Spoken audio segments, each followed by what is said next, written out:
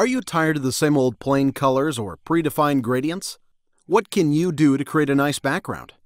Well, let's run down some of the techniques on how you can take your backgrounds to another level. We'll start off with a blue rectangle and convert it to a smart object.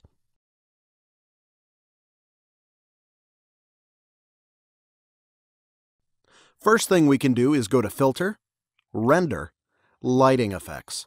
A panel will appear which has a lot of options you can play with. Let's make a couple of adjustments so you can clearly see what they do.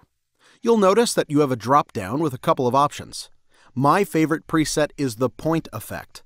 You have two others, but I think this is the best way to go for web design purposes. You have a lot of options here, and it's best that you play with them to achieve the effect you're looking for. Note that you can change the color or something else so you don't have to go back a few steps in order to reset.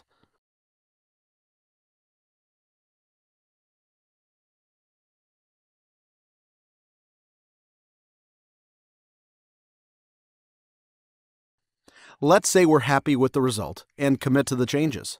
If we want further adjustments, we can go to the Layers panel and double-click on Lighting Effects under Smart Filters. This will reopen the panel, and you'll get to make even more adjustments. Now let's go to Filter, Noise. This will add a small texture effect to the background, but be warned that anything above 2 or 2.5% is too much. I usually go for 1 to 1.5%, uniform and monochromatic. Another easy way to pimp up your background is to add a pattern overlay from the FX panel.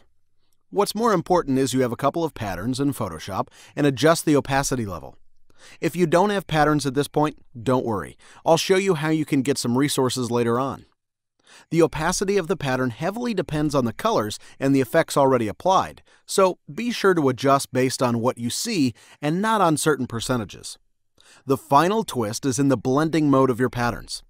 From normal, just browse through the other blending modes while adjusting the opacity. I usually use the scroll on my mouse to go through them quickly. You can also change the pattern, and you'll see a very wide range of options appearing for your graphical element. I hope you'll try at least some of these options and take your backgrounds to another level.